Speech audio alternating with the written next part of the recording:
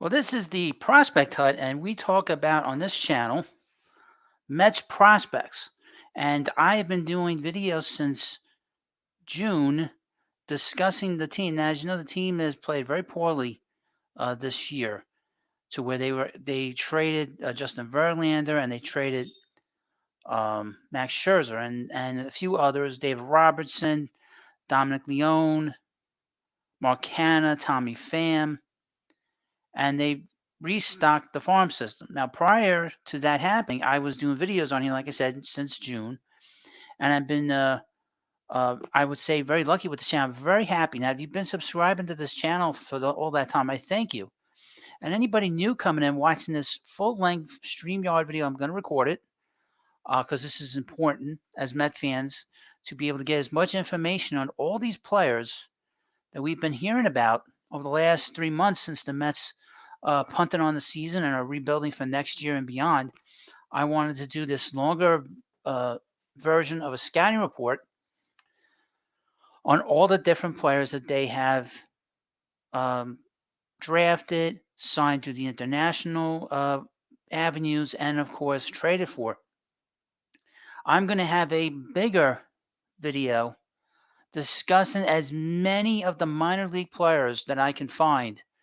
Believe it or not, there's hundreds and hundreds of players in the Mets minor league system. There used to be more, but since Major League Baseball consolidated the minor leagues, there's fewer teams. But there are a lot of players, and I mean a lot of players that are that I've not discussed here that will be discussed in this larger video. Also, I have another video discussing a player that did not make it to the majors, unfortunately for him and unfortunately for us many years ago.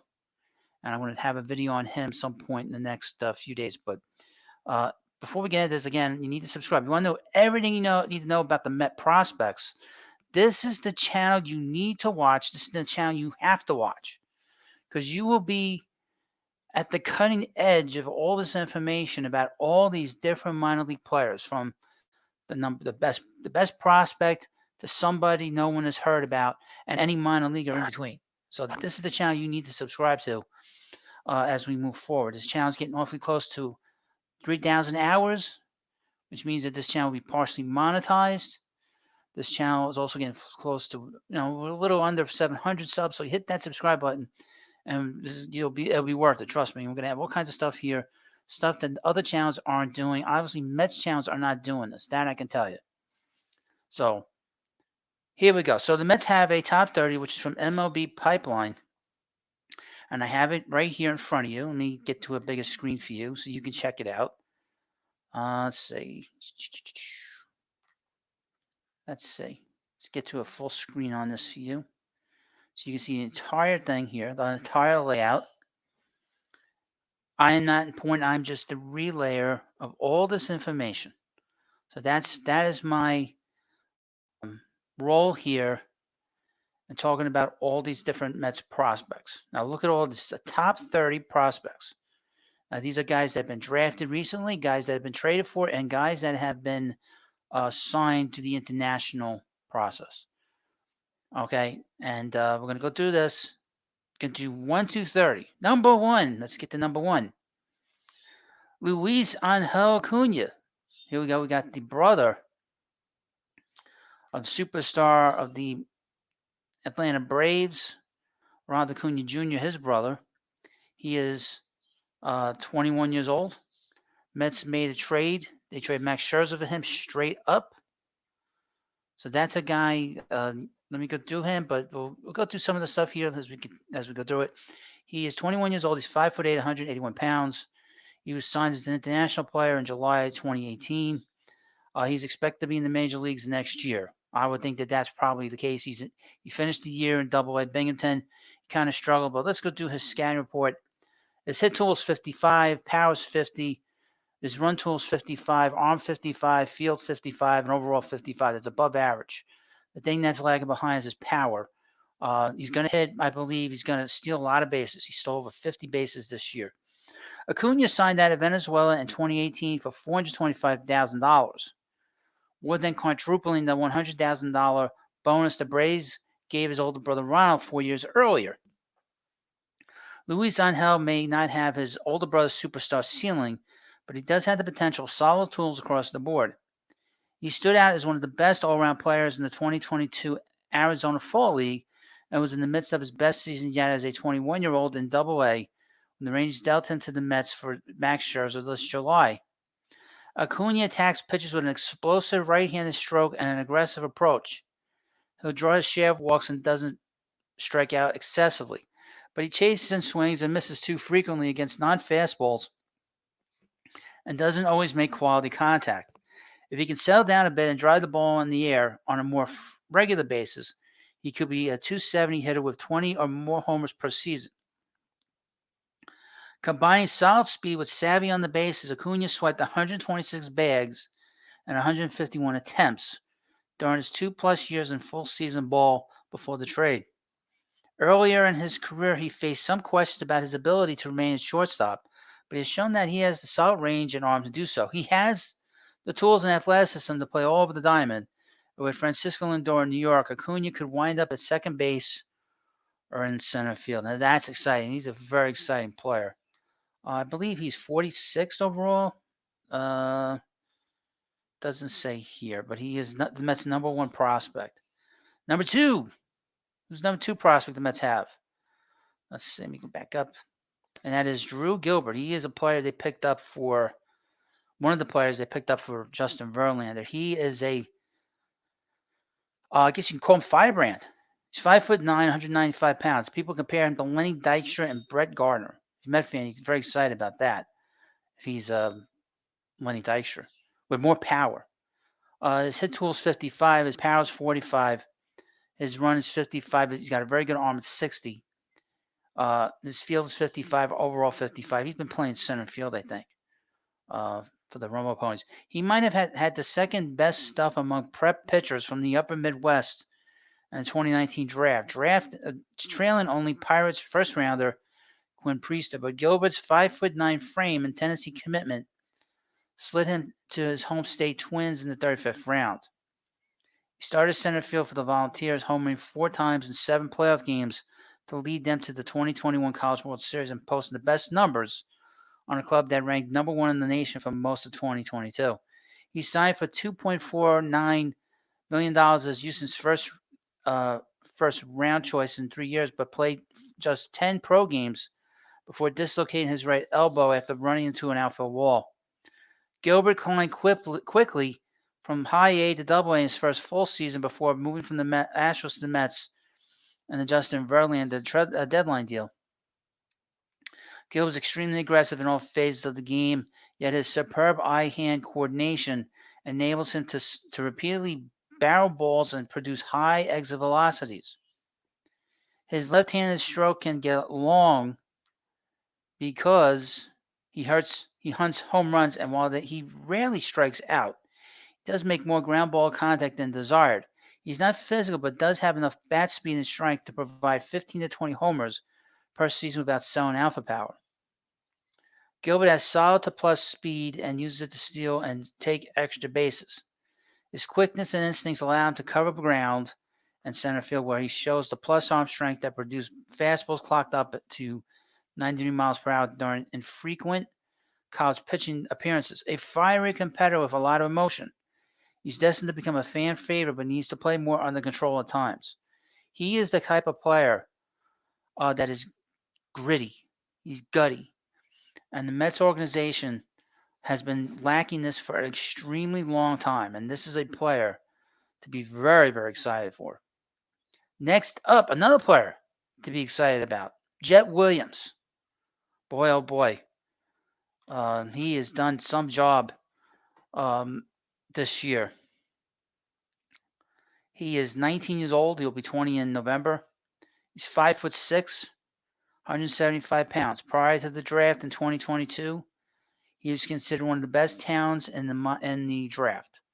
If he had been taller, he would have been higher. He was picked 14th overall by the Mets. He was their second first-round pick. His hit tool is 55. His power is 45. His running tool is 60. He's extremely quick. His arm is 50, his fielding is 50, and he's overall 55. He's played shortstop, and he's been playing a little bit of the outfield. Mets had 2 top 14 picks in the 2022 draft and used the first, 11th overall, on a potential quick mover in Georgia Tech catcher Kevin Parada, and the second, 14th overall, on a more long-term project with as much upside Texas high school shortstop Williams, who signed below slot at $3.9 million. While Parada pops in his own way, the Williams selection had some scouts and evaluators a buzz after he showed one of the best hit tools on the showcase circuit, and he continued hitting in a brief Florida Complex League stay, which he posted 804 OPS in 10 games. Standing at just 5'6", Williams has continued to impress Mets officials with his ability to find the barrel consistently and swing at good pitches to hit. Those skills, combined with his capacity to handle velocity, should translate well to each stop up the ladder as he enters full season ball at 19 years old. Thanks to bat speed and leg kick that helps with lift on contact, the Dallas area native has a little more power than his size alone indicates, and might settle into 12 to 15 homers annually.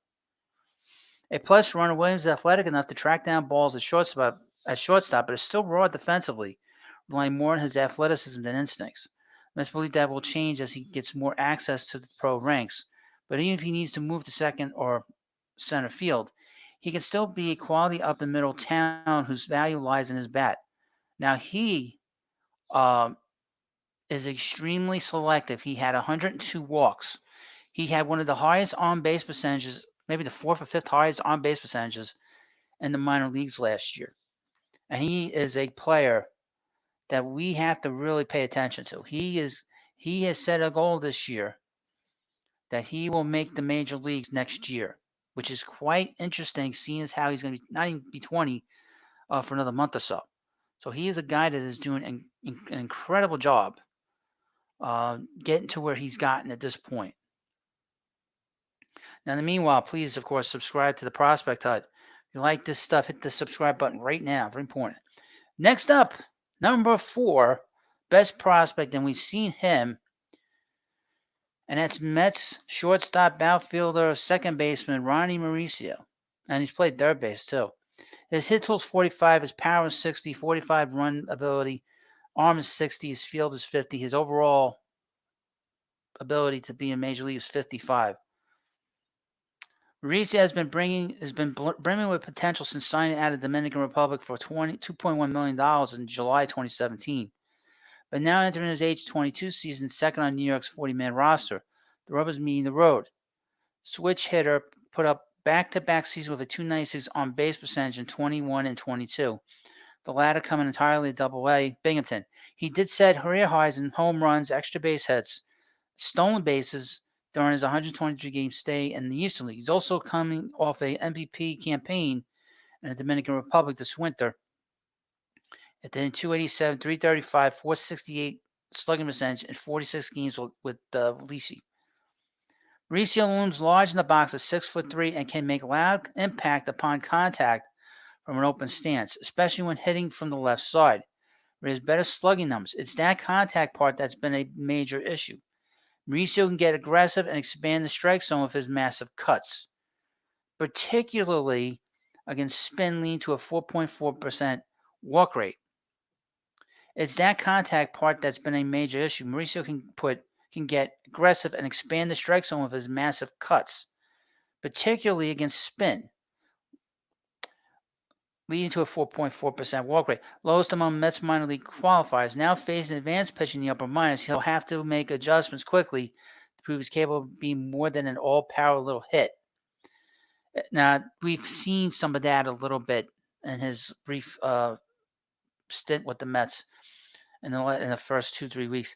It's long been, but I would say this: he's much better defensively than I thought he would be at second base. And he has a tremendous arm. He's got a great arm. His arm is more than a 60. It's much higher than that.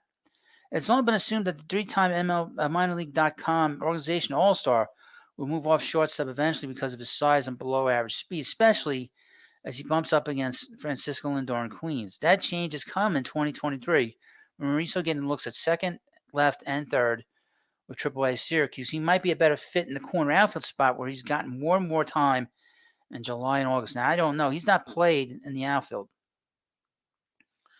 with the Mets. Be interesting to see where his future lies with the Mets and how they evaluate him going forward. He is a interesting case study in terms of where the Mets are, where he is anyway. So here's number 5 on this list, Kevin Parada. He's the Mets' number 1 pick from last year. He's 22 years old. Hit is 50, his power 60, his run is 40, his arm is 45, his field's 45, his overall prospect status is 55. Parada could have been a fairly high pick in the 2020 draft, but was insistent upon going to Georgia Tech, the alma mater of backstops Jason Varitek, Matt Wieters, and Joey Bart. The right-hand slugger took to the college game quickly with a 929 OPS as a freshman and took off with a 361 batting average line and school record 26 homers as a draft-eligible sophomore. Ranked as MLB Pipeline's number 6 draft prospect, Parada went at number 22 to the Mets and translated instantly to the pro game with a 455 on-base percentage in 13 games, mostly at single-A St. Lucie where he won a league title. Part of Parada's pre-swing setup includes a battle wiggle and a decent leg kick, but he has few issues covering the zone, making contact and driving the ball to all fields.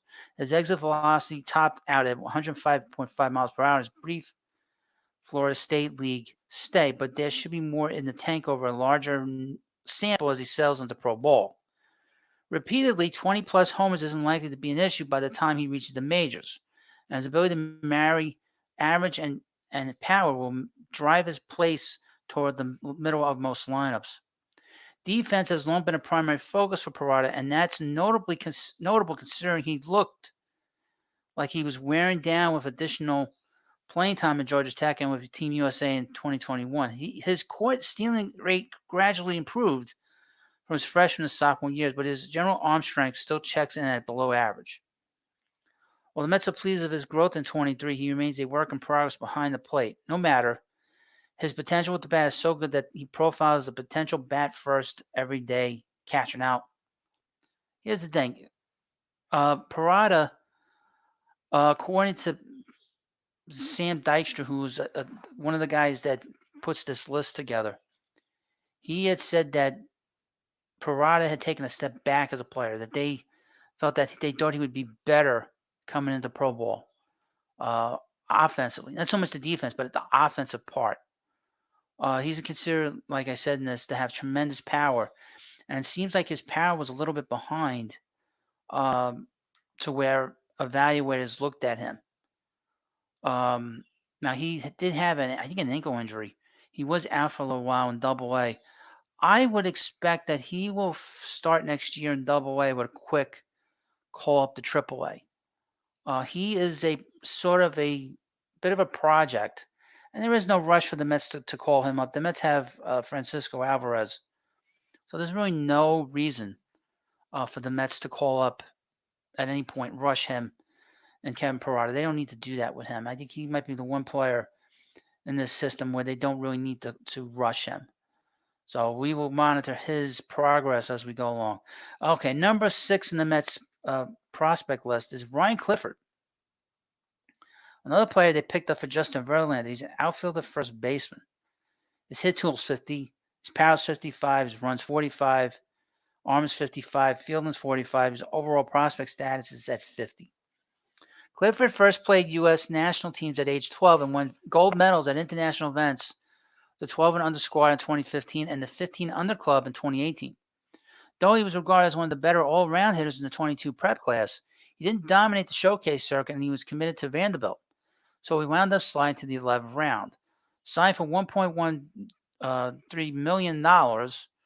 That's with an M, $1.13 million. The equivalent of late second round money. He hit 247, 390 slug with 2 homers and a 25-game pro debut split between rookie ball and single A. He climbed quickly from single A to high A in his first full season and had 903 OPS at the higher level before being traded to the Mets with Justin Verlander at the deadline. Now, I know that a lot of Met evaluators were very excited to bring him in. All these players that I have that I'm talking about here, I have videos and profiles on each and every one of these players. I think. I think maybe Diego Mascara might be the only one that I don't have a video on. He's lower on this list because I think I couldn't find any pictures on him. He's a new member of um, this list. Clifford's approach is more mature than that of most players his age as he works, counts, and focuses on making hard contact. He has the bat speed projectable strength to develop 20 to 25 home run power, and he does a good job of letting his power come naturally. He has a pretty left-handed swing and an efficient bat path. Though his 30% strike rate and his introduction to pro ball, he'll need to do a better job of recognizing all speed pitches. While Clifford possesses just fringy speed and could slow down as he gets stronger, he works hard to improve his quickness and defense. He reads and routes need to improve, but he has some arm strength and could get the job done at an outfield corner. He has gotten ample looks at first base as a pro, though he needs to hit jump. He needs to hit jumps if he lands there long term of New York. I don't know where his future is, either in the outfield or first base. Just going over the first 2 months of him being here with the Mets, I don't know where they look at him. He might. I've heard comparisons with him to that of Lucas Duda. That is not a terrible comparison. Lucas Duda had a lot of home runs for the Mets. He had 125 home runs for the Mets, and he was very important bat in the middle of their lineup in 2015 when the Mets went to the World Series. So that is not something to sort of dismiss. You always want to bring power into your organization, as you know. So here is another member of the organization that's new, and that's Colin Hawk. He's the Mets' first round draft choice in their draft in 2023. He is 19 years old, just turned 19. He's going to take a long time to develop. They're saying here 2027. Quickly to go back to Clifford, I would say that he's got quite a few years to develop. They're saying here 2026, so about 3 years, 3 more seasons. So Colin Houck, they drafted him 32nd overall this year. People were very excited for him because people thought that he was going to go, in terms of talent, people thought that he was going to go higher in the draft than where he went with the Mets. But he had some kind of commitment to Mississippi State. So let me read you his scouting grades. Hit is a 55, his power is 55, his run ability is 50, his arm is 60, and he's a shortstop. His fielding is 50, and his overall prospect status is 50. He could rise as the years go on. And he's from Georgia. So Georgian players tend to do really well. People got high marks, gave high marks. The Mets got very high grades for their draft this year, and due to being that they drafted and signed Houck. One of the better two-sport prospects in the 23 high school crop, Houck was a 3-star quarterback recruit who passed for 2,189 yards and 24 touchdowns as a Parkview High School senior. He turned down football offers from Power 5 programs to commit to Mississippi State for baseball. He's the latest phenom out of Parkview, which has won 3 national championships and 9 state titles in the last 25 years, while producing 4 big league hitters, most notably Matt Olson. At the MLB Pipeline's number 12 draft prospect slipped some in the draft, the Mets were happy to snag him with the 32nd overall pick and sign him for $2.75 million. His combination of strength and bat speed give him plus raw power, and the right-handed hitter already shows a propensity for driving balls in the air to his pull side. He does swing and miss and chase pitches more than his ideal times, though there's optimism that he can improve as a hitter once he can concentrate solely on baseball. He looked more consistent at the plate this spring and does use the entire ballpark, though most of his pop goes to left field. Gatorade's Georgia State Player of the Year, Houck can flash solid speed, but projects as an average runner once he fills out his 6'2" frame. Though he's more physical and twitchy, his plus arm and outstanding body control give him a chance to be a big-bodied shortstop. At worst, he moved to third base and can be a plus defender while fitting the offensive profile there. Well, that's exciting, but he's a long ways away. He's very far away. Here is Marco Vargas. This is a player the Mets got for David Robertson. He is 18 years old, 6 foot, 170 pounds. His hit is grade is 60. That's high.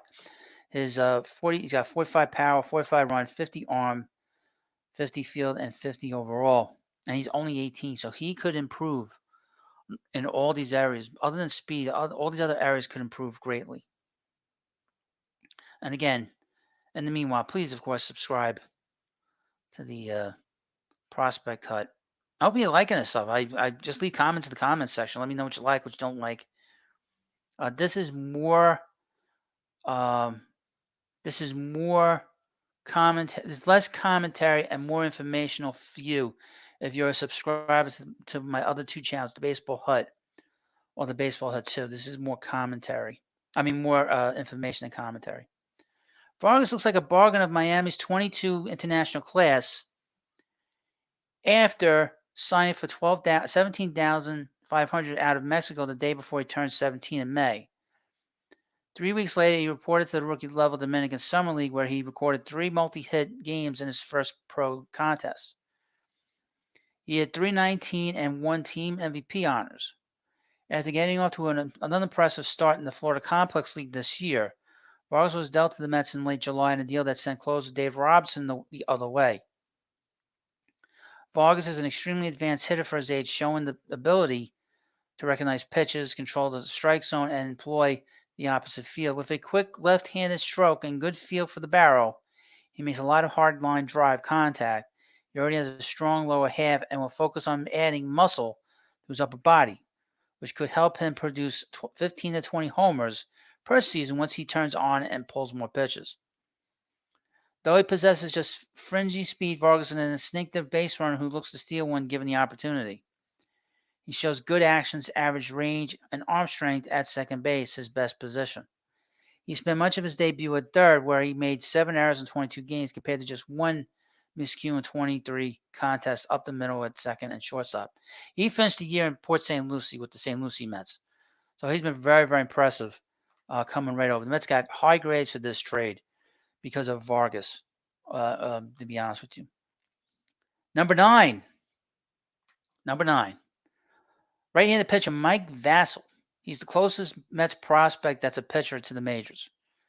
He throws a fastball 55, curveballs 55, slider 55, his controls 45, his changeup's 45, and his overall grade is 50. A possible high 2018 pick out of Boston College High School, Vassell opted to head to the University of Virginia following an arm injury that may have dinged his stock. He was inconsistent his 3 years as a Cavalier, causing him to fall to the 8th round to the Mets in 21. He scored 3.53 ERA with 85 strikeouts and 71 in the third innings last season. Mostly at single and high A, but he was limited due to forearm tightness and bone spurs in his elbow. He made up for lost time with 6 Arizona Fall League appearances. Mets immediately got to work on getting Vassell more athletic in his delivery and eliminating the two-seamer that sat 91 to 92 miles per hour in college. He averaged 93 to 95 miles per hour with his newly reworked four-seamer, though velo could be inconsistent. He had good spin in the 23 to 2500 RPM range. He also credited New York for working on his upper 80s cutterish slider, making it more vertical to help play off the high heater. His low 80s curveball with good downward spiral bite accomplishes the same goal, while his mid-80s changeup is a clear fourth pitch that shows some potential. His walk rate was downright stellar at AA, Binghamton to begin in 23, giving added faith that he can be a future Major League starter. The control has gone a little wayside as he's been squeezed by the ABS system at AAA, but he should still throw enough strikes to compete for a job in the New York rotation coming out of spring training next year. Keep an eye on him. He's the next. He might be the closest to the majors at the first top 9 players we've talked about here. I've talked about here. Next up, right-handed pitcher Blade Tidwell. Very exciting. He is 22 years old. Fastball is 60, curveball is 50, slider is 60, changeup is 50, controls 45, and his overall grade is 50.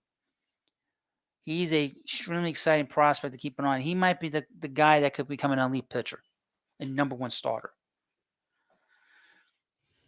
Let's see.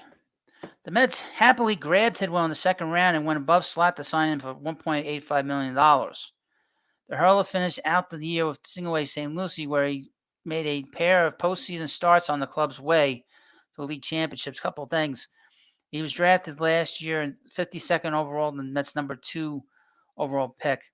The 6'4" right-hander pushed himself up the Mets prospect ranks by using a 94 to 96 mile per hour fastball that touched 98 in the Florida State League. A promising sign after the spring shoulder problems. His mid-80s slider breaks hard over 2 planes and instantly wowed New York officials as a second-plus pitch. One, he drew nearly as often as a heater late in his time in Florida. Tidwell also works on an upper 70s curveball to give him a more vertical breaking ball and a low 80s changeup with sink. Though he had some control woes in the early days of St. Lucie, Tidwell generally has solid control on his 4-pitch mix out of his over-the-top delivery and should command everything well enough to stay in a starting role. He had 20 pounds in college and continued to tack on even more strength as he moves up the chain toward Queens.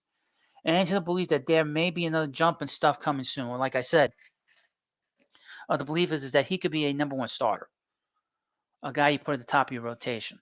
So that's the one thing I could say about him. And he had a big year. He had one of the lowest ERAs in the minor leagues.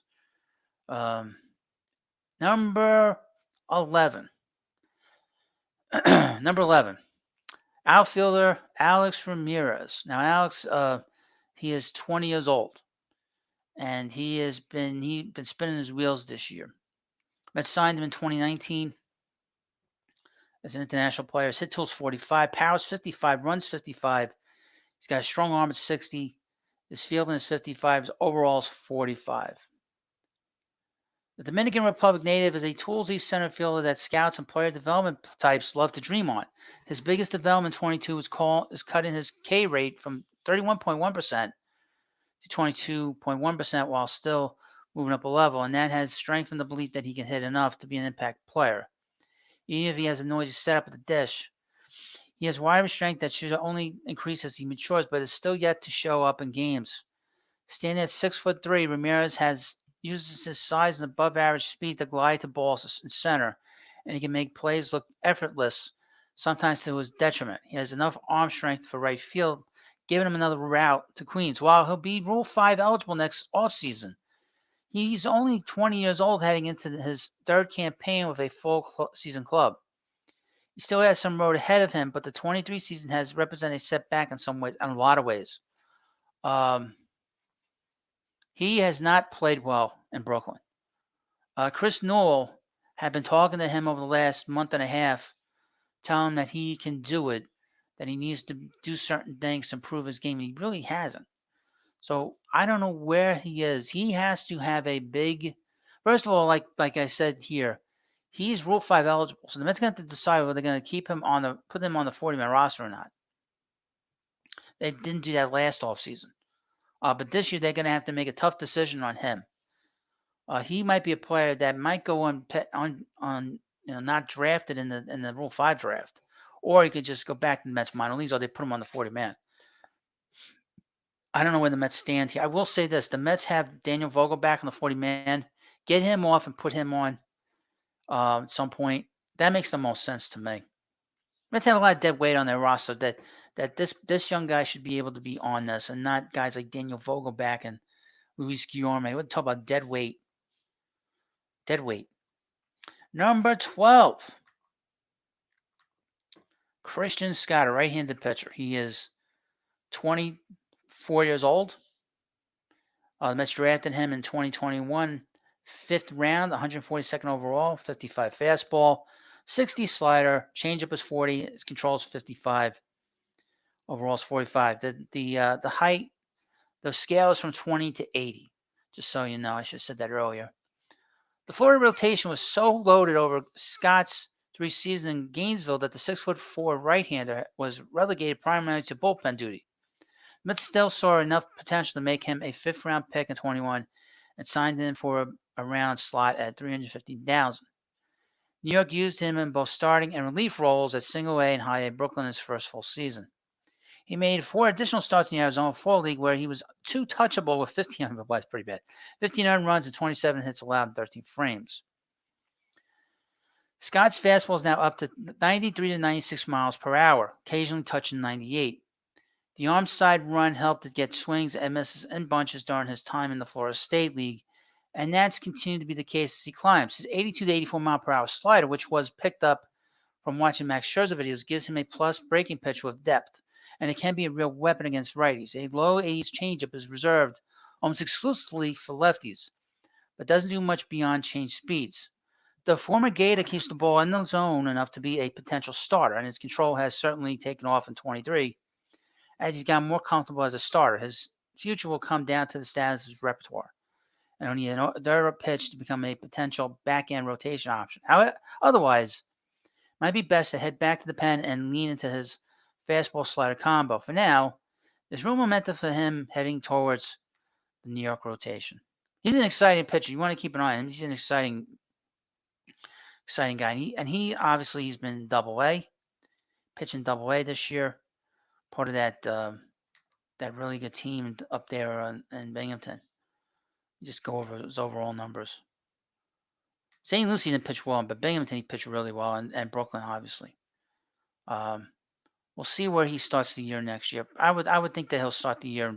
I would think in Brooklyn for about a month or so, and depending on how well he pitches, he'll probably make his way to AAA, and he might be an option maybe next year. They say next year for him. Number 13, Jacob Reimer. I haven't heard much of him. Like I said, I've done videos on all these guys, so you can find it all on the channel. But I wanted to do a whole video of the entire Mets prospect list that MLB Pipeline has, the current one, because eventually this will be updated, especially in the next few weeks as players get off the 40-man roster, guys get released, guys get non-tendered. A lot of stuff's going to happen between now and the winter meetings. Reimer was a 4th-round pick for the Mets, 119th overall. He is currently 19 years old. His scouting grades are his hit tools 50, his power is 55, run is 45, he's third baseman, arm is 50, his field is 50, and his overall 45. Ranked as MLB Pipeline's number 103rd prospect in the 22 draft, the infielder went in the 4th round as the Mets signed for well above slot at $775,000. A bonus close to the slotted pick of a high 3rd rounder. Reimer showed promise early signs by going 6 for 23, a homer and a triple, a double, the number of walks 6, and his strikeouts 3, and a 7-game turn to the Florida Complex League. At 6'4", 205 pounds, Reimer brings a physical presence to the plate, and he has shown the raw power to match that size in both batting practice and in-game situations. He typically bats from a slightly open stance and throws in a small toe tap to keep his timing down. But he also combines solid strike zone judgment and a simplified approach to keep Ks down. He could be a decent all-around offensive talent in time. Reimer was a shortstop in high school, but virtually every evaluator knew that wasn't going to stick because of his below-average speed. It's already come to pass for the Mets, who moved him to third base immediately in the Florida Complex League. And while he has a solid arm and enough tools to play there, he'll need to work on his defense to fulfill his potential at the hot corner. Brett Beatty and Mark Viennes may have already opened the major league door, but much further down, Reimer is making sure the Mets stay well stocked at third base. So he is the 13th overall best prospect. We'll keep an eye on him. Always want to have good third baseman in the Mets system. They haven't had a good third baseman, a solid, everyday third baseman since David Wright retired. Number 14, Brandon Spruit. Wow, here we go again. Oh, no, not him again. Yes, he was drafted in 22, and they redrafted him this year. I'll skip the preliminaries. We'll just go to the scouting report. But he is a very impressive guy. 6'3", 215 pounds, fastball of 60, curveball 45, slider 55, changeup 50, control 45, overall 45. Spruit Looks the part with his 6'3" frame and has a potential 4-pitch mix to use to get hitters out. He's flirted with triple digits in the past. His fastball average is close to 96 miles per hour, 22, and he's once again in the 94, 98 mile per hour range this fall. He does have distinct breaking pitches with a mid-80s slider as a potential true out pitch that misses a ton of bats and a slow get-me-over type of curve. He has feel for a mid-80s changeup that he doesn't throw as much, but it could be a fourth at least average pitch. The right-hander made strides in finding the strike zone last year and showed solid command and fall ball, though his fastball can be too straight at times and he gets his hit more than he should given his stuff. Despite their history, the Mets believed he was the best available when they selected him at 56 overall and would try to make him more consistent in Pro Bowl. Now, the belief is that if he doesn't make it as a starter, that they think that he could be a closer. So he is a guy, and he's 23. He's going to be 23. Well, he's 20. He just turned 23. He's 23 years old. He is in the Mets organization. Let's see if he pitched anywhere this year. He did not pitch for the Mets this year. So I would think that next year he'll probably start in the Florida Complex League to get his feet wet, and then he'll probably pitch in the Port St. Lucie with the St. Lucie team. So there's probably a possibility that we could see him. What do they say here for him? He might, if they decide that he's going to be a reliever, he could get here very quickly, 2026, which is kind of older for a pitcher. Be 25. That's kind of older. But keep an eye on him to the Mets organization. Because if they decide that they want him to be a reliever, he might get here quicker to the minor leagues. Justin Jarvis, number 15. They got him from Mark Hanna. They got him from the Brewers. He's the 5th round pick. 2018 draft, 155 overall. He dominated and returned this. Let me skip over this. Ranked as MLB Pipeline's number 199 prospect in 2018. Jarvis went to the Brewers in the 5th round out of North Carolina. Throwing from a high arm slot, Jarvis has picked up a little velocity in the spring and sits around 92, 94 miles per hour with his four-seamer, but what makes the pitch play up is his invisible nature with incredible ride up in the zone. It's worth noting that Southern League's pre-tacked ball could have affected his heater traits. He's had a low 80s splitter in the last 2 years that fades nicely. Given him a south option off the northern fastball, his low 80s slider flashes above average with good vertical and horizontal break, while a mid-70s looping curveball offers another off-speed look. Listed at 6'2", 183 pounds, Jarvis needs to work the edges of the zone because if his command falters, hitters have a history of punishing him when he catches too much at the plate. His 19 homers allowed were tied for most in the Midwest League in 2021-22. There's a deep enough arsenal and star quality control to feature in the back end of the major league rotation, and immediately gives New York's upper level pitching depth a boost. This might be more about having depth in your organization than him being a quality starter. He did not pitch well when the Mets brought him over. So he might be the one player in the Mets brought over in trades that did not pitch well or perform well at all. So he's like the one guy that did not perform well. So we're going to continue on. So next up on this list is Dom Hammel. Dom Hammel is the Mets' 16th best prospect. He is 24 years old. Mets drafted him in 2021, third pick, 81st overall. He has a fastball 55, curveball 50, slider 60, changeup 45, controls 45, and overall he's got a 45. All right, let me just skip a little bit here. The Arizona native is a favorite of anyone who loves spin rates.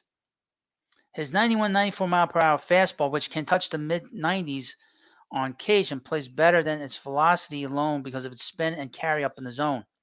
A low 80s slider shows special spin rates in the 2,800 to 3,000 RPM range, and low-level hitters couldn't handle that type of late bite. His mid-70s curveball is also in the upper reaches of the 2000s for spin rate, but its lack of velocity allows it to have a hang a little longer, making it more of an average offering. A mid-80s fading changeup gives Hammel an option against lefties that breaks the other way from his slider. And he credited that with improving as he got more experience in Pro Bowl, though it still has some ways to go. The former Patriot did battle some control issues with an 11% walk rate, perhaps because some such spinny pitches can be difficult to land in the zone consistently. He'll also be 24 for the entire 23 season, putting him on the older side for a pitcher in a second full season. That's always an issue, is the age of these pitchers sometimes. So that's got to be something to keep an eye on. Putting him on the other side, the metrics give hope that his stuff should carry him into the upper levels and potentially shot the Mets rotation by 2024. Now, here's the thing about him. He pitched the final game for the Roma Ponies, and the Roma Ponies got killed. I did not do a video on that final game, but he didn't pitch well. But a lot of times with these arms, these pitchers, you never know who's going to be a guy that's going to be in the rotation or who's going to be a reliever.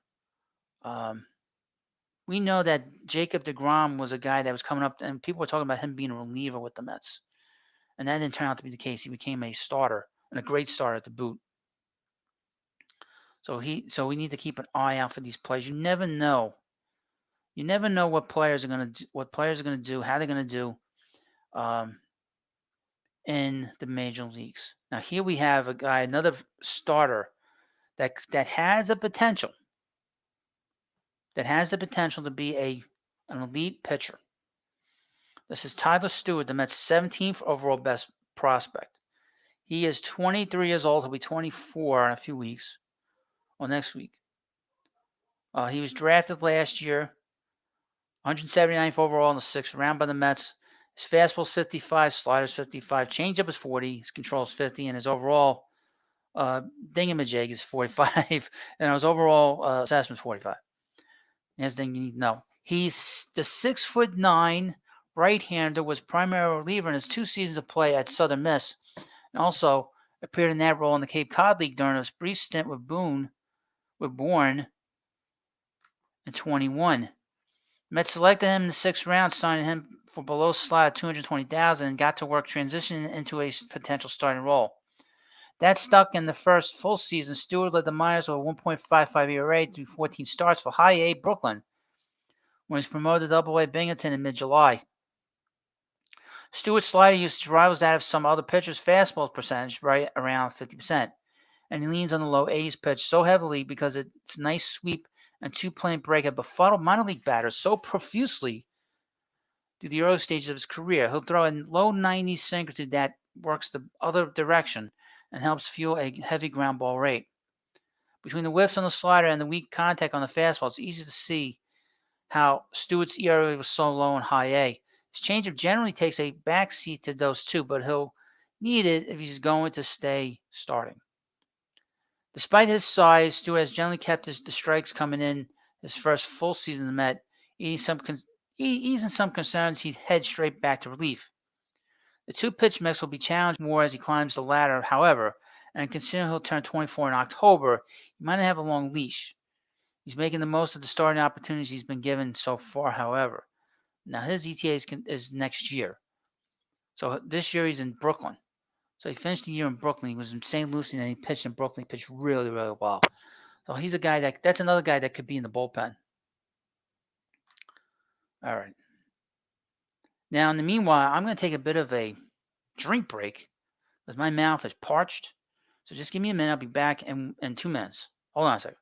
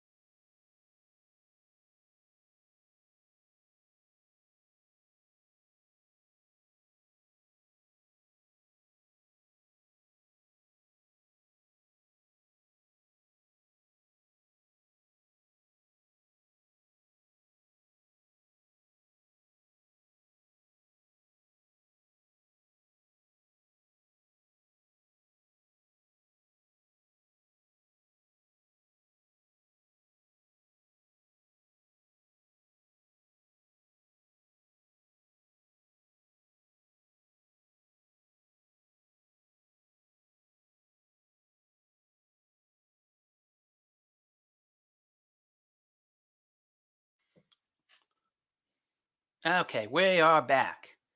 All right, number 18. That's 18th best prospect, the shortstop third baseman, Jesus Baez. He's an international player the Mets signed last year. He's 18 years old. His hits 45, power 55, run 50. He's got a 60 arm, field 50, and an overall 40. The power potential from the right-handed slugger is no joke. His tremendous raw power is already translating to games. It's best right now on his pull side, where he hit 56.3% on his batted balls in 2022. So it's worth wondering how the overall bat will play once more advanced arms try going heavy on the outside part of the plate against him. Still, his power is a great building block, and considering he stands just 5'10" and 108 pounds entering his age 18 season, there's hope the slugging ability could grow to plus by the time he's ready for the major leagues.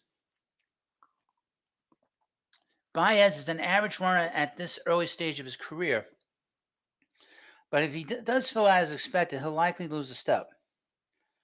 That would hurt his case to stick at shortstop. And the Mets have already moved him around the dirt with looks at second and third. His plus arm strength profiles best the hot corner, and his slugging ability fits well there too. Okay. Number 19. Right-handed pitcher Calvin Ziegler. Let's see what we got about him. He's 22 years old. 21 years old. He's going to be 21 years old. He's 20 years old right now.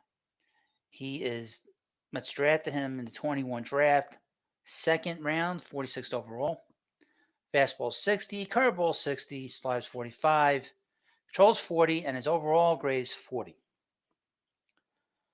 Now he's an interesting case.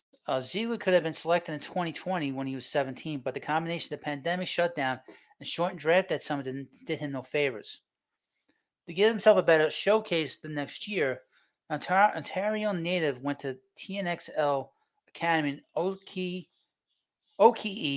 Florida, and that worked out well when he went in the second round and signed below slot at $900,000.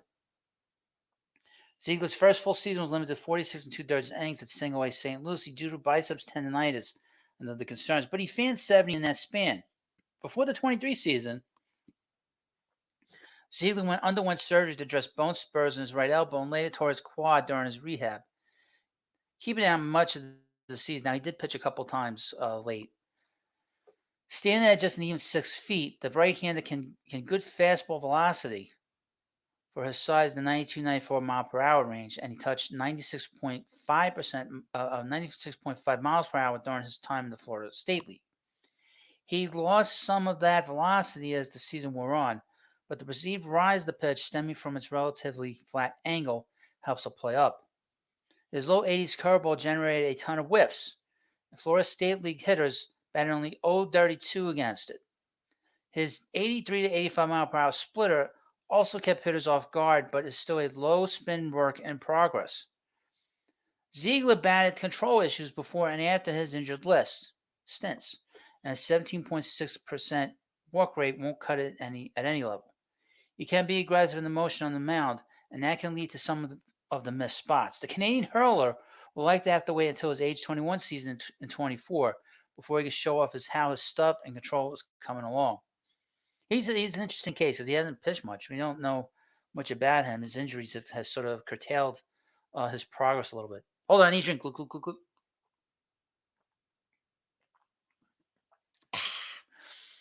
At number 20, catcher Ronald Hernandez. He's another kid that they picked up in the David Robertson deal. He's 20 years old. He's 19 years old. His hit tool is 50. Power is 40. His run is 40. Arm is 55. Field is 55. Overall 40. He had a very good year in the Florida Complex League. A steady receiver, Hernandez is agile behind the plate and does a nice job blocking balls in the dirt. He has solid to plus arm strength and showed improving throwing accuracy in 22 when he raised 32% of base runners. He works hard on his craft, diligently preparing for games, displaying leadership skills, and communicating with pitchers in either English or Spanish. While he hadn't posted big offensive numbers until this year, He has a solid, sound swing from both sides of the plate and makes consistent contact to all fields. He has the pace to where it counts and should continue to improve offensively as he has more strength and experience. He could provide 12 to 15 homers per season once he learns to turn on and lift pitches more often. So we'll follow his progress. Number 21, Luis R. Rodriguez. Let me see if he pitched this year. I don't know if he pitched this year. Let's take a look. He pitched, yes, he pitched this year. I wasn't sure if he did. Not sure. I think he might have had Tommy John surgery. Let me take a look at his. Just skip it down a little bit. There was promising stuff to generate excitement in Rodriguez's abbreviated stateside look before he hurt his elbow. He typically sat in the mid 90s with his fastball and touched 97 miles per hour during his brief turn in the Florida State League. He is a left-handed pitcher. His low 80s slider showed promising sweep to help generate whiffs and give him another above-average offering. He didn't throw his changeup at all with St. Lucie, and it will remain a major point of focus moving forward. Tommy John surgery isn't what it used to be in terms of scariness, but the Mets experienced another concern with Rodriguez getting shut down in August due to forearm inflammation. Oh, that's not good. There's still enough stuff here for the southpaw to develop in the potential backhand start, but New York will be extra cautious with him as his arm issues continue to pile up. Oh, that's not a good start to his young career. At 20 years old, having issues already with his arm. Already had Tommy John. Let's see. Next up, Jeremiah Jackson, the player that the Mets picked up for Dominic Leone. Dominic Leone, they got off the scrap heap, and they flipped him for this young guy. Very impressive trade, I got to say, no matter what happens. Hold on, I need another drink. All right. He is a 23-year-old 23-year-old outfielder drafted by Billy Epple when he was with the Angels. The Angels' second-round pick in the 2018 draft. He is a product of the Alabama high school ranks who has teased with his offensive potential, particularly his power since signing. The Angels didn't protect him on the 40-man roster in 22, and he wasn't selected in the Rule 5 draft. He was back to being healthy and was a league average bat for Double-A Rocket City in 23 before he was traded to the Mets at the deadline for Dominic Leone. Jackson still has the loud, raw tools that made him a second-round pick. He's capable of leaving the yard at any plate appearance. The ball jumps off his bat.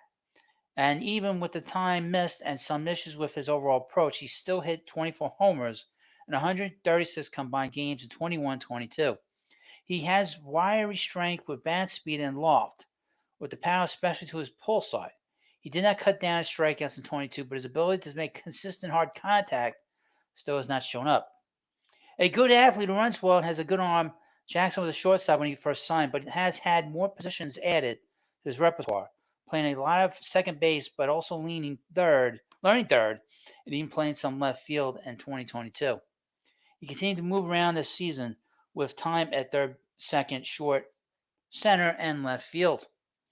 That's all done to get his bat in line, but now, in his age 23 season, it's time to turn that power potential into an everyday reality. He really played well for the Mets after they made the move for him. He might be a guy that could be a very good player. I don't know how good he could be.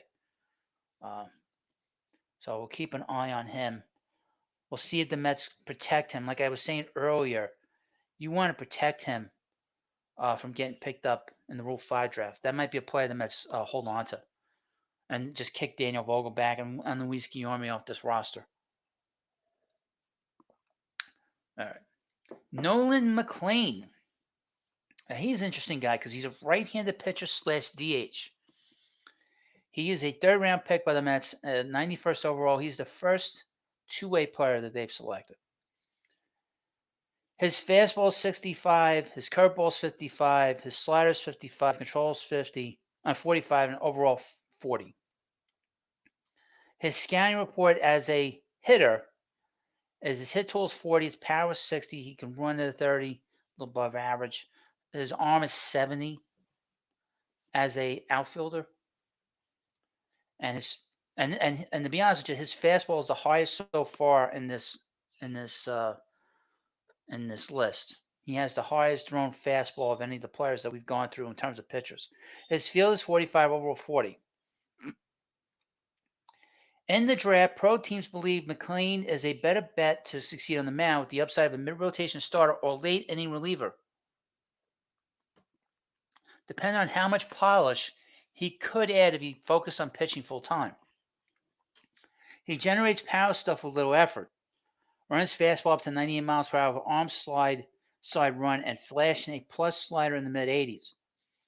He also has a solid upper 70s curveball, though his change of control and command are all works in progress. McLean would prefer to hit and generate high exit velocities and massive raw power to all fields with a combination of bat speed, strength, and leverage. But he needs to rein in his long right-hand swing and overly aggressive approach at the setting an NCAA Division I record of 107 strikeouts as a sophomore when he missed an astounding 44% of the pitches he swung at. That's terrible. He's a well above average runner with well above average arm strength, and he shifted from third base to center and right field this spring to reduce the stress on his arm. Mets intend to let him work as a reliever and DH at the start of his career. Most think the former will win out in time. Yeah, he is a guy people consider to be a future closer. So he is 22 years old. He's expected to be in the majors in 2026. If he decides to become a pitcher, the Mets decide they want him to be a pitcher full time, he'll get here by 2025. All right. Now, this is one player. I don't think I've done a video on him, and that's Diego Mosquera. He is a 19-year-old shortstop. Let me do this entire thing, I guess, on him. Mets didn't add many big international names in January 21 and chose to spread their money around. With multiple six-figure signings, Mosquera was one of the more prominent additions with a $400,000 bonus out of Venezuela. He got off to a fiery start in the Dominican Summer League with a .326 average over 32 games in 2021, but missed the entire final season after undergoing left labrum surgery. He made the jump stateside in the Florida Complex League to begin his age 19 season this summer and was promoted to single-A St. Lucie to begin August. Mosquera has wowed Mets coaches, officials, and evaluators with his early defense at short, and there's a case that he could be the best defender in the system. Despite not being a burner, he has quick and efficient reactions on the field, on the dirt. The soft hands needed to handle tough bounces and enough arm to get guys out from deep in the hole.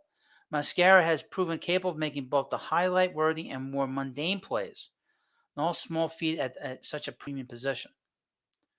The right-handed hitter looks like he'll primarily be a contact hitter as he climbs, though there's hope he adds some strength as he enters his 20s.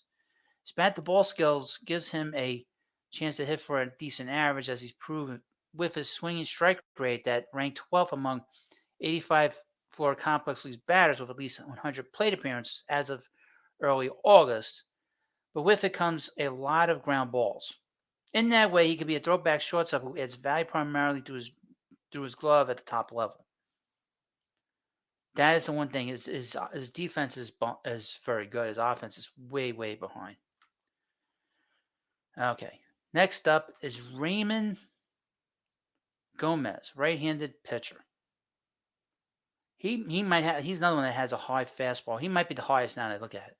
But I think he's been on the injured list. I think he's hurt. Let me just take a quick peek. I think he's been hurt. Now, as we go along, please subscribe again to the Prospect Hut. Yeah, he's been hurt. I think he's on the injured list. I think he's one of these guys that hurt his arm. Yes. The Mets moved him to the high A Brooklyn rotation to begin 23, but Gomez made only 3 starts before requiring Tommy John surgery, so in all likelihood we won't see him next year. Before that procedure, Gomez was regularly sitting in the upper 90s with his four-seam fastball and touching triple digits with relative ease. With good spin, the hitter could be explosive up in the zone, and with the Tommy John success rate these days, there's still hope that the velo and overall quality of stuff remain upon his return in 24. His mid-80s slider showed good two-plane movement and kept hitters off sitting fastball, while his upper 80s changeup was coming around. Gomez did noticeably struggle with control in his short Brooklyn stint, walking 9 and 7 innings, but he's done a better job of finding the zone in the lower levels. We'll see. I'm gonna kind of push this aside for the moment because who knows if he's gonna pitch next year. Number 26, Joel Diaz, right-handed pitcher, now in the Dominican Summer League. Fastball's 55, curveball's 55, changeup is 50, control is 50, overall 40. The 6'2" right-hander showed a touch above average velocity last year with a fastball around 92 to 95 miles per hour, reaching as high as 97. The offering's ride up in the zone makes it work well in this modern age of pitching. And the Mets are hopeful more velocity could still be in the tank. The 79 to 81 mile per hour curveball flashes plus potential with some steep vertical drop. Diaz gained more confidence in his mid-80s changeup as the summer wore on, and the sink on the cambio was good enough to keep whiffs coming. In fact, Diaz didn't allow a single extra base hit on his change in games measured by StatCast. Diaz didn't flash the same stellar control he had in the DSL, but there were no signs that strike throwing should be a major health issue when healthy. The control will be worth monitoring when he returns from the elbow procedure at some point in 2024. This is another kid that Tommy John said. The one thing I will say about the list is that you have guys in the lower minor leagues in these teams and that will have these Tommy John surgeries, and they keep them on the list. I don't think they should keep them on the list on there. I know that some teams don't have good farm systems, but I think you shouldn't go through this list and think that somebody's going to help the Mets and they're hurt. It's just a critique. It's just a little pet peeve that I have. Number 27 out of 30 best prospects, Matt Rudick. Now, they selected him in the 13th round, 382nd overall in the 2021 draft. He is 25 years old, so he's an older prospect. His hit total is 55, his power is 30, his run is 50, arm is 45, field 55, 40 overall. From San Diego State. Standing at just 5'6", the left-handed slugger doesn't give opposing batters a massive strike zone to begin with, and he doesn't make it any easier by rarely swinging and missing or expanding the zone. Entering late July, his 4.7% strikeout rate, was second lowest among 180 Double-A batters with at least 250 plate appearances in 2023. Sometimes he can get almost too passive, but the bat and ball skills are undeniable. Rudick blends some of that offensive impact with relatively low exit velocities, making him more of an average hitter than anything above that. Rudick draws praise from Mets officials for his ability to play all three outfield spots, capable due to great reads and routes, and that's good because he's trending toward a 4th or 5th outfield spot in the big leagues. Left field's probably his best fit because of just fringy arm strength. If he does need to stay at one spot on the diamond. Now, if you stayed with me throughout this entire video, I thank you. Like I said, I wanted to do this list in its entirety, this current list. There'll be an updated list, obviously, if players get traded, players get picked up in the Rule 5 draft, or the Mets release players. But we will give you more information on that as we go forward. Number 28, Nick Morbida, outfielder. He was drafted last year, and he's the 75th overall pick, and I guess in the second round. Let me see. He is, how old is he? He is 20 years old. He's a young guy. Morbida typically displays a short, compact swing and promising bat speed that helps in turn on balls. As a result, he shows better raw power than his 5'11" frame would indicate. And despite his size, even that tool could be average in time. He's a borderline plus runner to boot. And that will likely be the biggest cause for excitement while the bat develops. A below-average arm was always going to steer Morbida away from his high school position of shortstop. The Mets have already moved him to second center field, where the wheels make for a nice fit. Morbida turned 20 in May, so he's older than many in his high school class, but he'll be given time to show he can make more contact and be a potential impactful up-the-middle talent. Now the next player is another player that is injured, and that's Coleman Kroll, who they traded for in the Eduardo Escobar deal. Now, I don't think I should read his scouting report because he's not going to pitch next year. He was in. I don't think he even pitched for the Mets. He was hurt when they picked him up, and he got a long look from the Angels in spring training. But the Mets didn't get a chance to see him pitch because he was injured. And he was in Double-A. And he pitched rather well. It was the best that he's ever pitched. I believe that he was drafted. Just double check here. He's another guy that was drafted by Mets general manager Billy Epler. I'm not going to do a video on him. I've done a video on him on the channel. I don't need to go over it. Like I said, he's not going to be a factor next year. So we already got three guys on this list that aren't going to be a factor next year. And finally, at number 30, right-handed pitcher Cade Morris, who they drafted this year, in the third round, 101st overall. He is 19 years old, or 21 years old. And his fastball is 50, curveball's 45, slider 50, changeup 55, control 50, overall 50, over 40. Lean and slender, Morris has decent now stuff, and with the ability to add some strength, could throw harder in the future. He runs fastball up to 95, 96 miles per hour, sitting around 93, and it can feature hop with decent finish up in the zone. There's a lack of deception, however, and it can be flat lean to it being hit this year. His breaking stuff can be inconsistent with some scouts wanting to focus on his mid-80s slider, which flashes average depth and width. He has a 12 to 6 type of curve with decent shape, but the mid-70s offering doesn't have enough power for it to be really effective. His changeup might be his best pitch, sold with good arm strength. With his quick and easy arm, Morris has a delivery he repeats well, which makes for consistent strike throwing. His results have been spotty as his stuff has been inconsistent, but there is upside here, given his raw stuff and athleticism on the mound. So this is the last player on September 30th, 2023. But this is the top 30 Mets prospect list put out by MLB Pipeline. And I will, like I said, I will do other lists for you at some point. But this is the first one. I will consistently do, when new players get added to this list, I will do a video, individual video. When we have a more changed list, I will do another long video like this. And I will have a lot of special things here on this channel.